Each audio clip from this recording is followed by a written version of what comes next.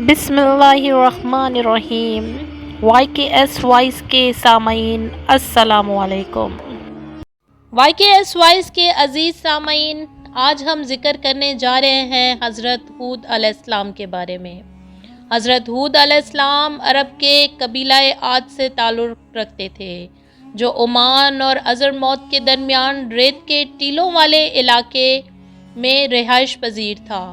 آپ علیہ السلام کا قبیلہ عاد بن ارم بن اوس بن سام بن نو کی اولاد سے تھا۔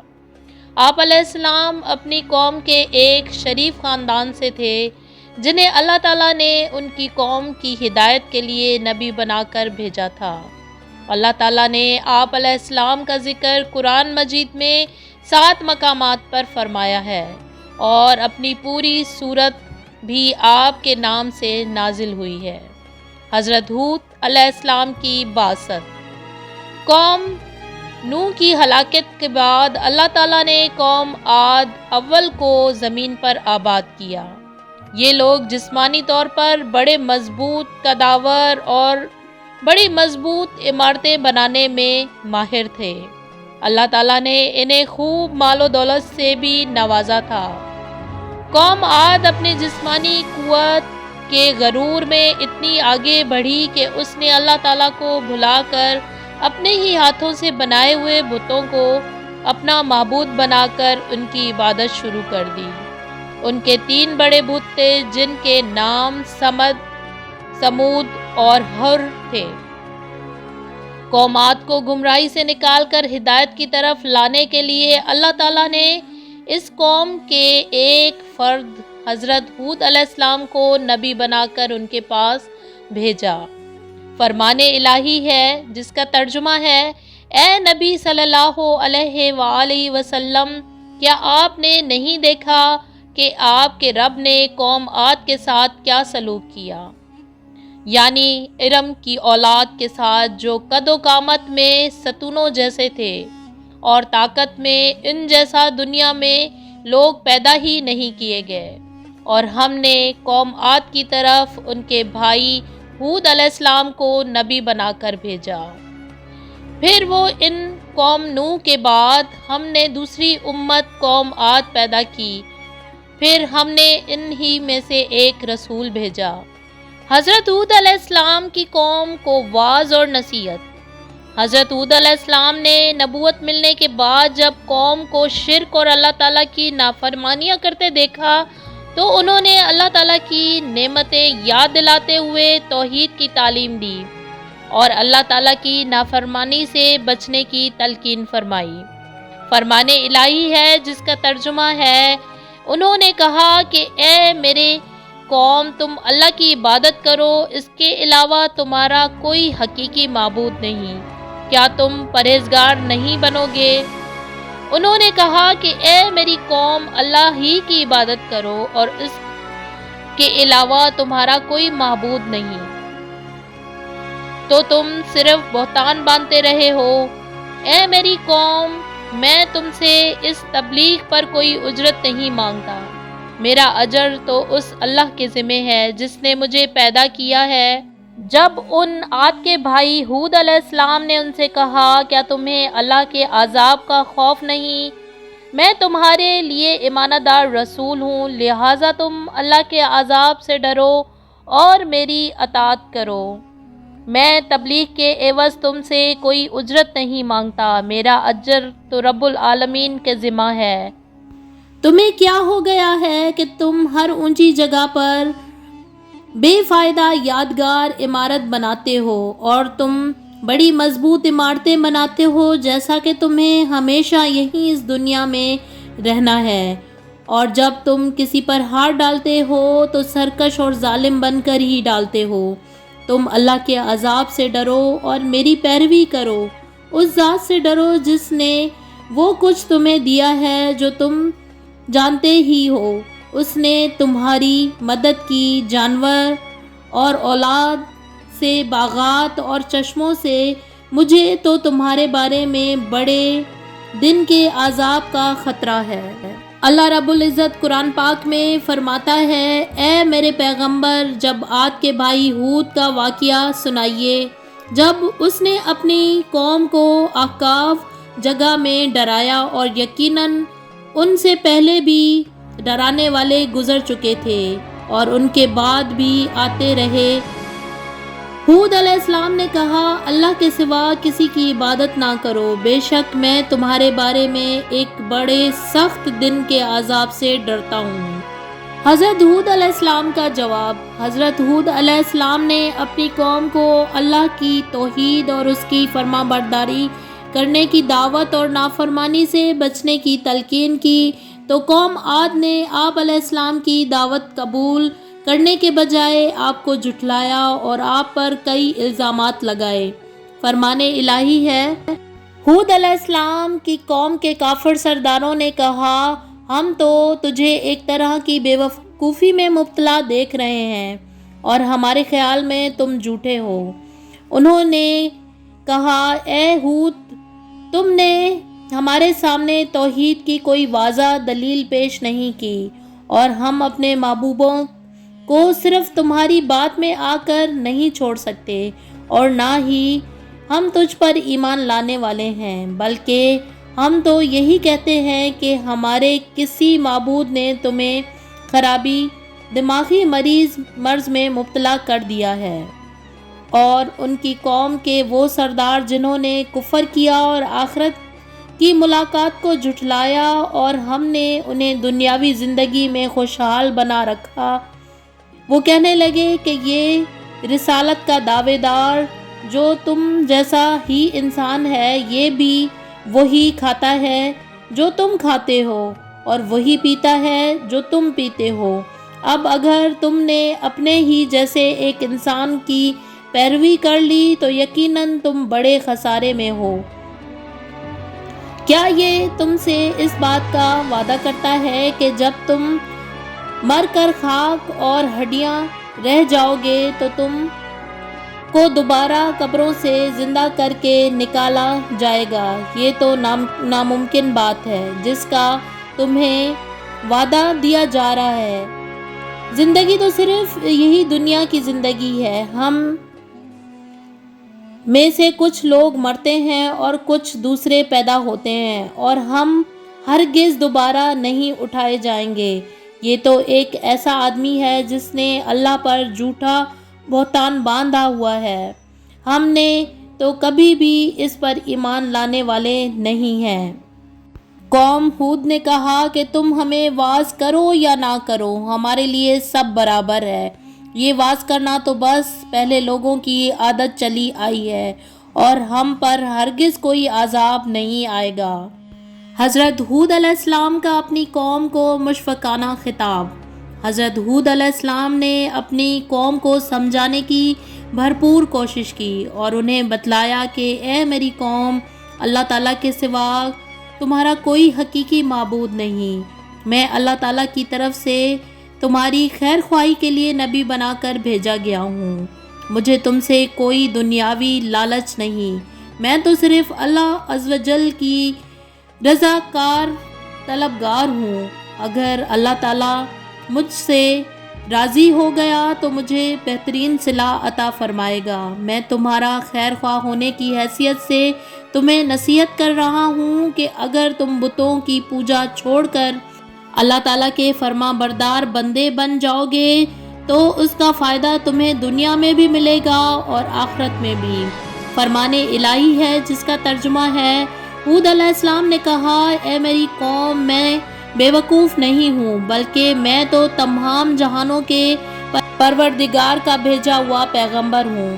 میں تو تمہیں اپنے پروردگار کے پیغامات پہنچاتا ہوں اور میں تمہارا امانت دار خیر خواہ ہوں۔ اور کیا تم اس بات پر تعجب کرتے ہو کہ تمہارے رب کی طرف سے تمہارے پاس تم ہی میں سے ایک آدمی پر وحی نازل ہوئی ہے تاکہ وہ تمہیں ڈرائے؟ اور وہ حالت بھی یاد کرو کہ جب اللہ تعالیٰ نے تم کو قوم نوح کے بعد جانشین بنایا اور دوسروں کے مقابلے میں تمہیں زیادہ قوت اور جسامت عطا فرمائی، اس لیے اللہ کی نعمتوں کو یاد رکھتے ہوئے اس کا شکر ادا کرو تاکہ تم کامیاب ہو جاؤ۔ حضرت ہود علیہ السلام کی اپنی قوم کو توبہ استغفار کی تلقین۔ انسانی تاریخ کا مطالعہ کرنے سے پتہ چلتا ہے کہ جب کسی بھی معاشرے میں ظلم و زیادتی، سرکشی، فتنہ و فساد، قتل و غارت، کفر و شر اور دیگر برائیاں پھیل جاتی ہیں، لوگ شکر گزاری کے بجائے ناشکری کے راہ اختیار کرتے ہیں تو ایسے معاشرے عذاب الہی کا شکار ہو جاتے ہیں۔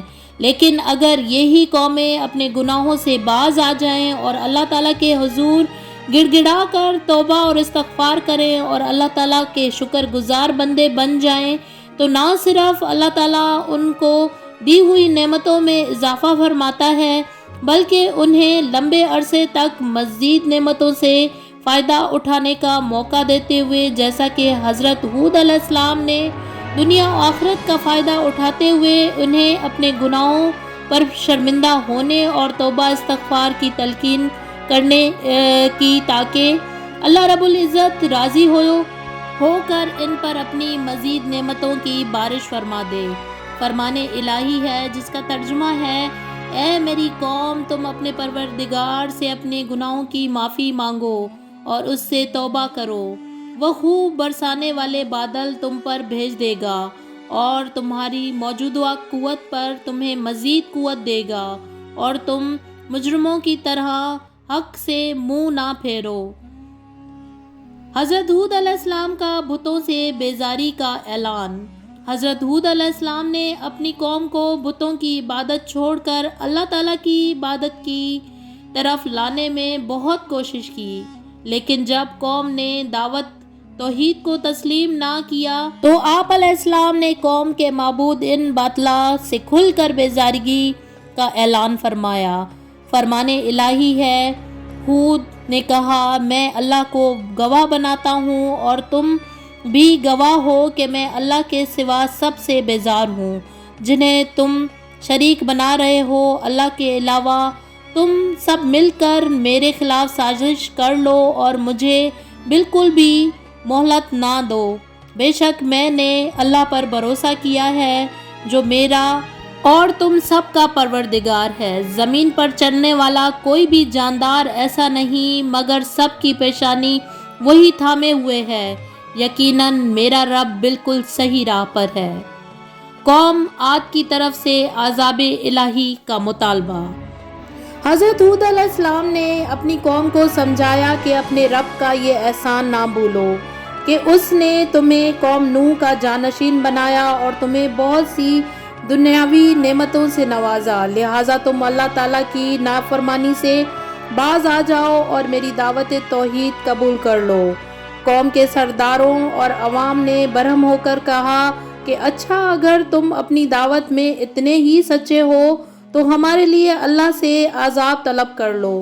قوم نے جب عذاب کا مطالبہ کر دیا تو آپ علیہ السلام نے افسوس کا اظہار کرتے ہوئے فرمایا کہ اب تم عذاب الہی کا انتظار کرو۔ فرمان الہی ہے: انہیں قوم عاد نے کہا، کیا تم ہمارے پاس آئے ہو کہ ہم صرف اکیلے اللہ ہی کی عبادت کریں اور ہمارے باپ دادا جن کی عبادت کرتے تھے ان کو چھوڑ دیں؟ لہٰذا اگر تم سچے نبی ہو تو جس عذاب سے ہمیں ڈرا رہے ہو وہ لے آؤ۔ قوم نے کہا، اے ہود، کیا تم ہمارے پاس اس لیے آئے ہو کہ ہمیں ہمارے معبودوں کی عبادت سے پھیر دو؟ اگر تم واقعی سچے نبی ہو تو وہ عذاب لے آؤ جس سے ہمیں ڈرا رہے ہو۔ ہود علیہ السلام نے فرمایا، اس عذاب کے آنے کا علم تو صرف اللہ کے پاس ہے اور میں تمہیں وہ پیغام پہنچا رہا ہوں جو مجھے دے کر بھیجا گیا ہے، لیکن میں دیکھ رہا ہوں کہ تم لوگ نادانی کر رہے ہو۔ ہود علیہ السلام نے کہا، اب اللہ کی طرف سے اس کا عذاب اور غضب تمہارے لیے مقرر ہو چکا ہے۔ کیا تم مجھ سے ایسے ناموں معبودوں کے بارے میں جھگڑتے ہو جو تم نے اور تمہارے باپ دادا نے رکھ لیے ہیں؟ ان بتوں کے معبود ہونے کی اللہ تعالیٰ نے کوئی دلیل نازل نہیں فرمائی ہے، تو پھر اب تم بھی عذاب کا انتظار کرو۔ بے شک میں بھی تمہارے ساتھ تم پر عذاب آنے کا انتظار کرتا ہوں۔ حضرت ہود علیہ السلام کی اللہ سے مدد کی درخواست۔ حضرت ہود علیہ السلام نے اپنی قوم کو ہر اعتبار سے سمجھانے کی کوشش کی، لیکن قوم نے اس بات کو سمجھنے کے بجائے آپ علیہ السلام کو جھٹلا دیا، تو آپ علیہ السلام نے اللہ تعالیٰ سے مدد کی درخواست کر دی۔ فرمان الہی، قوم ہود عاد نے بھی رسولوں کو جھٹلایا جب ان کے بھائی ہود علیہ السلام نے ان کو کہا، کیا تمہیں اللہ کے عذاب کا خوف نہیں؟ رسول اللہ نے دعا مانگی، اے میرے رب، ان لوگوں کے جھٹلانے پر آپ میری مدد فرمائیے۔ اللہ نے فرمایا، بہت جلد یہ لوگ اپنے کیے پر پچھتائیں گے۔